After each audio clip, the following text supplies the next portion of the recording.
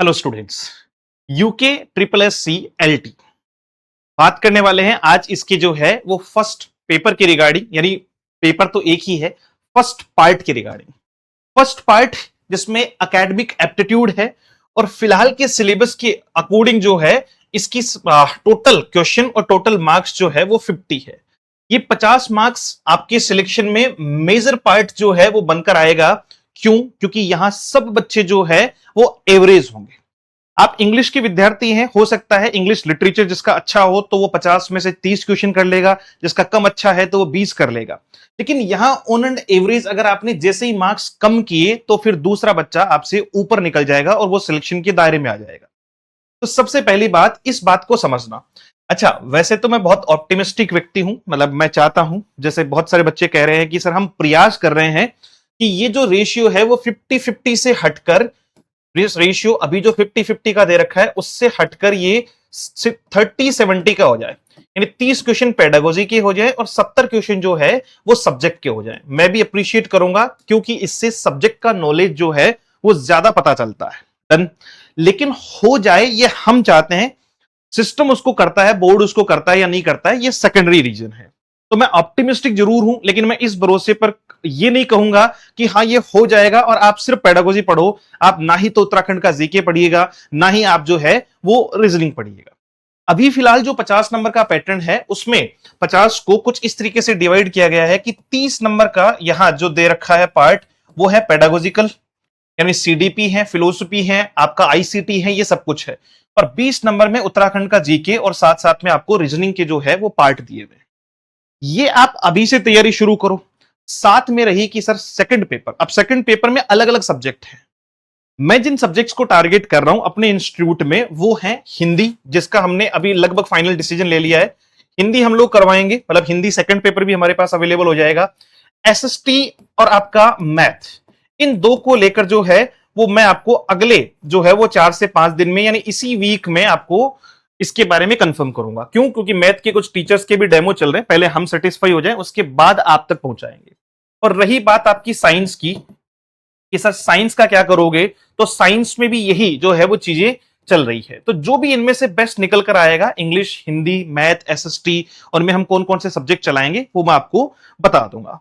लेकिन part first, चाहे आप बाकी जो जितने भी सब्जेक्ट है, चाहे आप आर्ट्स के विद्यार्थी हैं, आप म्यूजिक के विद्यार्थी हैं, आप फिजिकल एजुकेशन के विद्यार्थी हैं, तो भी आपको जनरली ये 50 नंबर तो लाने ही लाने हैं, यानी इन 50 नंबर की तो तैयारी करनी ही करनी है। क्यों? क्योंकि ये तो सबके लिए कॉमन है, ये सबके लिए कॉमन है। तो सबसे पहले शुरुआत यहां से कर रहे हैं। इंग्लिश का बैच आपको कंप्लीट एलटी का मिल जाएगा, है ना। स्पेसिफिक जो है वो डेडिकेटेड एलटी का बैच मिल जाएगा, हिंदी का मिल जाएगा। एसएसटी, मैथ और साइंस, इनके बारे में आपको अगले 3 से 5 दिन में जैसे टीचर फाइनल हो जाते हैं मैं आपको जानकारी दे दूंगा। हिंदी आपका फाइनल है। डन। अब बात करते हैं कि सर पहले तो इसका सिलेबस हमें बताओ। क्यों? क्योंकि बिना सिलेबस के तो बातचीत होगी ही नहीं। अच्छा, सिलेबस क्या इसका कुछ इस तरीके का है क्या जिसको हम ये कह सकें कि सर ये बहुत इजीली तैयार किया जा सकता है, या बहुत छोटू सा तो सिलेबस है सर? छोटू सा कुछ नहीं। एक होता है कि आप मान लीजिए 30 नंबर का जो है वो पैटर्न है आपका एकेडमिक एप्टीट्यूड, जिसको हम कह रहे हैं कॉमन है सारे सब्जेक्ट के लिए, आप चाहे साइंस के हैं, एसएसटी के हैं, कहीं से भी हैं। जिसमें अलग अलग आपको यूनिट दे रखी है, और पहली यूनिट की बात करें तो एजुकेशन एंड फिलोसफी। अब ये जो 30 नंबर का पार्ट है ना, पहले स्टार्टिंग का, उसमें अगर मैं आपसे कहूं कि भाई एवरेज बच्चा कितने मार्क्स ला सकता है, तो नॉर्मल अगर आप हल्का फुल्का पढ़ते हैं तो 5 से 7 मार्क्स बनते हैं। मैं आपको बहुत बताऊं क्यों। क्योंकि बहुत डीप चीजें पूछी जाती, सीधे सीधे बेसिस पे वही 4-5 क्वेश्चन जो है वो घुमा फुरा के पूछे जाने हैं, सीडीपी से रिलेटेड या फिर आपका एनईपी से रिलेटेड। यहां सिलेबस बहुत वास्ट है। आप अगर पूरा पढ़ोगे तो सबसे पहले आपको पढ़नी होगी एजुकेशन एंड फिलोसफी, इन दोनों के बीच का रिलेशन। और रिलेशन पढ़ने के लिए आपको कंप्लीट इस बात में जाना होगा कि एजुकेशन और फिलोसफी के बीच का रिलेशन क्या है, आपके किस तरीके से जो है वो फिलोसफीज, अलग अलग फिलोसफीज एजुकेशन में कंट्रीब्यूट करती है, चाहे वो नेचुरलिज्म हो, आपका प्रेगमेटिज्म हो, आइडियलिज्म हो, या फिर आपका रियलिज्म हो। तो एक एक पिन पॉइंटेड जो इसमें लिखा हुआ है वो सारे टॉपिक कवर करवाए जाएंगे। सुनना ध्यान से। आगे चलता हूं मैं इसके सिलेबस में। सबसे पहले एजुकेशन एंड फिलोसफी में पार्ट ए हो गया इसका, एजुकेशन एंड फिलोसफी। उसके बाद में आपको इन सारे एजुकेशनल थिंकर्स को पढ़ना है और उनका पेडागोजिकल कॉन्सेप्ट पढ़ना है कि एरिस्टोटल का जो है, या श्री अरबिंदो का है, प्लेटो का है, इनके क्या कॉन्सेप्ट थे और किस तरीके से इन्होंने शिक्षा को यानी पेडागोजी को जो है वो एक प्रस्तावित मतलब प्रस्ताव दिए, कौन से कॉन्सेप्ट्स को इन्होंने जो है वो फॉलो करने के लिए कहा। तो महात्मा गांधी है, स्वामी विवेकानंद, रविंद्रनाथ टैगोर, आपका जो है वो गिजुबाई बड़ेका, सावित्रीबाई फुले, इन सबको आपको पढ़ना है। उस अच्छा, सबको पढ़ने का मतलब इनके कोई लिटरेरी वर्क नहीं पढ़ने हैं, लिटरेचर का कोई वर्क नहीं पढ़ना है, इनके पेडागोजिकल कॉन्सेप्ट पढ़ने हैं। फिर बात आती है बेसिक कॉन्सेप्ट ऑफ एजुकेशन क्या है, कि कॉन्सेप्ट ऑफ एजुकेशन क्या है, ट्रेनिंग क्या है, टीचिंग क्या है, आपका जो है वो इंडोक्ट्रिनेशन क्या है, कौन सी एजेंसीज हैं, कौन से सोर्स हैं जो एजुकेशन प्रोवाइड करवाते हैं, तो उसमें आपका फंक्शंस क्या है, उनके एजेंसीज कौन सी है और सोर्स क्या है, कंटेम्प्रेरी इश्यूज क्या है, जैसे 21st सेंचुरी में आज एजुकेशन में क्या क्या चैलेंजेस हैं, एक्सीलेंस अगर आपको अपॉर्चुनिटी चाहिए एजुकेशन में तो किस तरीके से चीजें करनी होगी, ये इसका पार्ट है। अभी तो यूनिट फर्स्ट में चल रहे हैं अपन। टीचर का रोल क्या है, कॉन्स्टिट्यूशनल और सोशल पर्सपेक्टिव क्या है, भाई एजुकेशन का कॉन्स्टिट्यूशनल जो है वो पर्सपेक्टिव क्या है, हमारे कॉन्स्टिट्यूशन में शिक्षा का जो अधिकार हमें दिया गया है तो वो क्या मान्यता देता है, वो किस तरीके से चीजें आपको बताता है कि वो फ्रीडम, जस्टिस, इक्वलिटी और आपका जो है वो फ्रेटर्निटी में किस तरीके से काम आता है। फिर बात आती है मॉडर्न एजुकेशन ट्रेंड, आजकल जो ग्लोबलाइजेशन चल रहा है, प्राइवेटाइजेशन चल रहा है, यूनिवर्सलिज्म चल रहा है, मॉडर्नाइजेशन ऑफ एजुकेशन चल रहा है। बहुत डीप है भाई। जिसको लगता है ना कि वह ऊपर ऊपर से मान लो किसी टीचर की जो है वो 5, 7, 10, 20 क्लास देख के, मैराथन देख के जो है वो बहुत बड़ा स्कोर कर जाऊंगा, तो वो वही गलती कर देगा। इससे मुझे लगता है कि पार्ट फर्स्ट को भी अच्छे से तैयार करने में 4 से 5 महीने का टाइम चाहिए, अगर आप डेली 1 घंटे की क्लास लेते हैं तो 1 से 2 घंटे की क्लास लेते हैं। एजुकेशन एंड सोसाइटी, उसमें आपको जो है वो सोशियोलॉजी, एजुकेशन को इन्वेस्टमेंट के तौर पे हम कैसे देख सकते हैं, ये सारी चीजें आपको देखनी है। आपका आईकेएस यानी इंडियन नॉलेज सिस्टम क्या है, वैल्यू ऑफ एजुकेशन क्या है, इन्वायरमेंटल एजुकेशन क्या है, ये सारी बातें पढ़कर फिर आप आओगे सेकंड पार्ट, यानी वो पहले हमने पढ़ा था एजुकेशन फिलोसफी, अब हम पढ़ रहे हैं child development psychology and guidance क्या है, सीडी, आपका जो है वो CD, child development and personality के बारे में बात करेंगे। उसके बाद में जो है वो इंटेलिजेंस एंड एप्टीट्यूड के बारे में बात करेंगे, लर्निंग की बात होगी, मोटिवेशन की बात होगी, मेंटल हेल्थ की बात होगी, योगा एंड हेल्थ, ये सारे इसी के पार्ट है।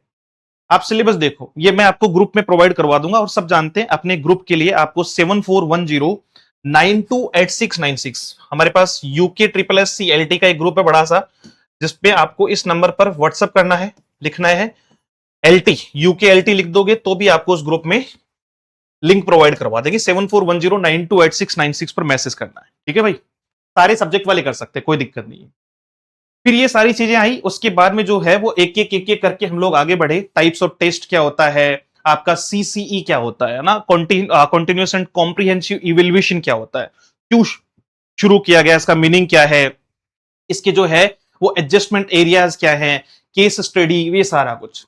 फिर education technology and teaching learning process, इसके बारे में बात करेंगे, मतलब एजुकेशन फिलोसफी, सीडीपी, उसके बाद में जो है वो एजुकेशन टेक्नोलॉजी।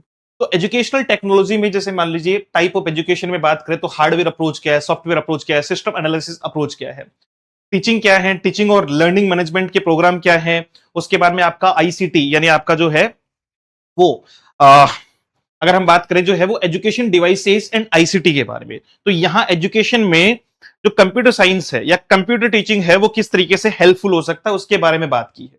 ये सारे की सारी चीजें आपको जो है वो ओएचपी है, ईमेल, इंटरनेट, वेबसाइट, ये teleconferencing, e library, e reading, blog, ये सब कुछ।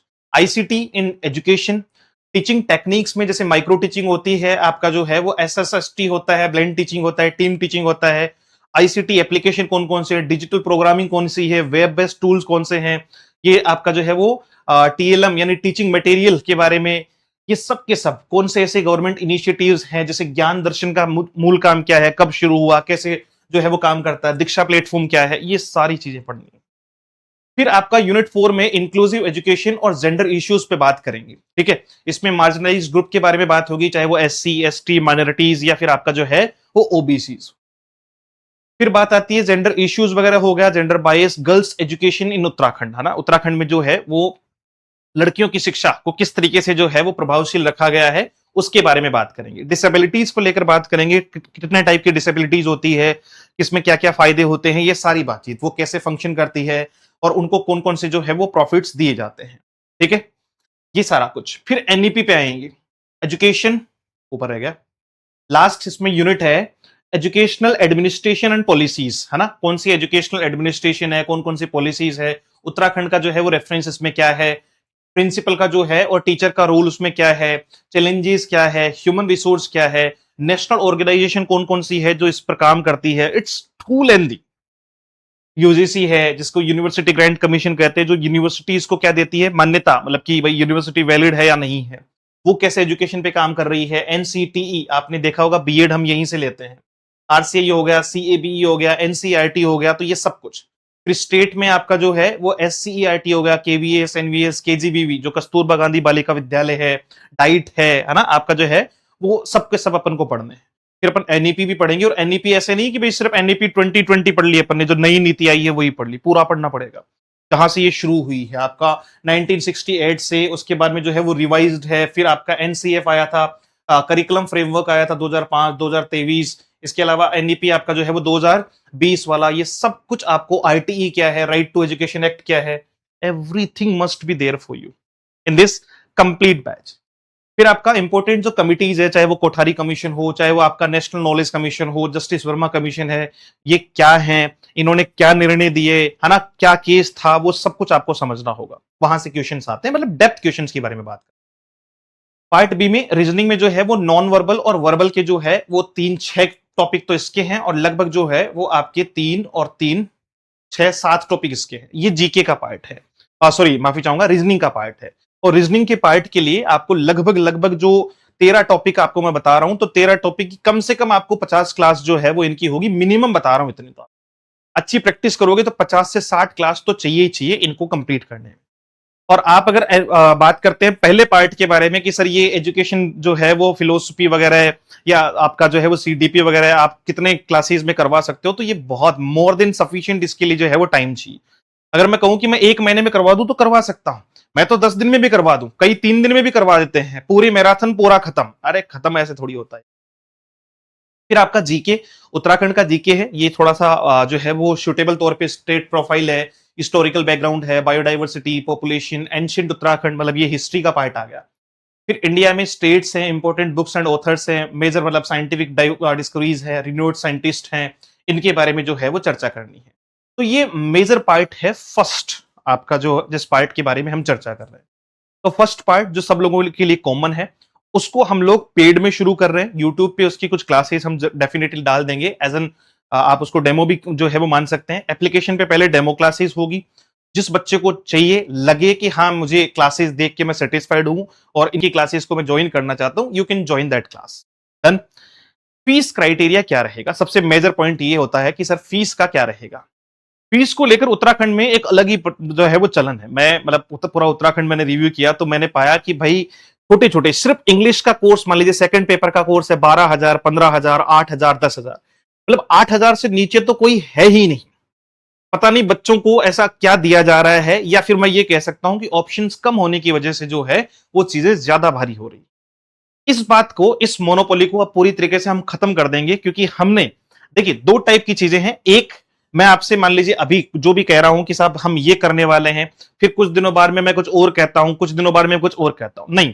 ये पर्टिकुलर पूरा सिलेबस, प्रैक्टिस, प्रैक्टिस सीट, यानी जैसे टॉपिक पूरा हो जाएगा एक टॉपिक, उसके पीछे जो है वो प्रैक्टिस सीट, जो भी उसके 50 से 100 बेस्ट क्वेश्चन जितना भी होगा उससे रिलेटेड। इसके अलावा थ्योरेटिकल नोट्स मिलेंगे क्या सर? हैंड रिटन नोट्स मैं नहीं देता, मैं देता ही नहीं हूं। अगर मेरे पास लिखे हुए पढ़े भी हो तो भी मैं किसी स्टूडेंट को नहीं दूं। क्यों? क्योंकि वो स्टूडेंट को अपंग बनाने जैसा होता है। इसको लेकर हम इन फ्यूचर जो है वो नियर बाई फ्यूचर, इसका जैसे ही नोटिफिकेशन आता है तो उस दिन बुक जरूर लॉन्च कर देंगे, उस पर काम चालू करवा दिया है। बट फिलहाल के लिए मेरा मानना यह है कि नोट्स बच्चा जितना खुद लिखेगा तो ये मान लो कि वो डबल क्रिएटिविटी के साथ में चीजों को तैयार करेगा। तो इसके लिए क्या बेस्ट हो सकता है वो मैं आपको बता देता हूं कि सर आप इसमें क्या क्या प्रोवाइड करवाने वाले हैं। तो मैंने आपको पहले ही कह दिया कि कंप्लीट सिलेबस, चाहे वो आपका उत्तराखंड का जीके है, चाहे आपका जो है वो रीजनिंग का पार्ट है, या फर्स्ट आपका जो है वो पेडागोजी वाला पार्ट है, पेडागोजी, फिलोसफी या आईसीटी, वो पूरा का पूरा पार्ट है। डन। इसके साथ साथ में प्रैक्टिस पीडीएफ, टॉपिक के बाद पहले कोई पीडीएफ नहीं आएगी कि साहब पहले 10 पीडीएफ पहले डाल दो, एक भी नहीं डालेंगे। जैसे टॉपिक होगा उसके बाद में आपको जो है वो उसका एक पीडीएफ मिल जाएगी आपको प्रैक्टिस के लिए, और दूसरा आपको जो है वो वही टॉपिक सेम जो है वो टेस्ट के फॉर्मेट में मिल जाएगा। हम इसमें फ्री टेस्ट सीरीज भी प्रोवाइड करवाएंगे टॉपिक वाइज। टॉपिक वाइज, और फिर जैसे ही आता है तो पूरा पार्ट बना के कि एक साथ में 50-50 क्वेश्चन की भी जो है वो 10-5 जितने भी टेस्ट होंगे तो वो डाल देंगे। हमारे जितने कोर्सेज हैं जो भी हमने पहले भी लॉन्च कर रखे हैं उनमें टेस्ट सीरीज हमेशा फ्री ही होती है, कभी भी टेस्ट सीरीज का हम अलग से चार्ज नहीं लेते हैं। तो ये जो अमाउंट इसके लिए रखी गई है पार्ट फर्स्ट के लिए, इसमें आपको लाइव और रिकॉर्डेड क्लास मिल जाएगी, आप बाद में भी देख पाएंगे इसको। पैनल की पीडीएफ जो पढ़ाएगा टीचर वो पीडीएफ आपको मिल सकती है।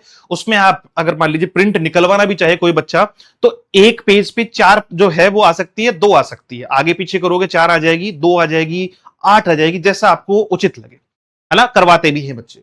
इसके अलावा आपका जो है वो प्रैक्टिस पीडीएफ आपको आफ्टर एवरी टॉपिक मिल जाएगा, free test series with solution मिल जाएगा, और साथ में डाउट सॉल्यूशन जो है वो ग्रुप मिल जाएगा। अगर कोई डाउट होगा तो आप हमसे बातचीत कर पाएंगे।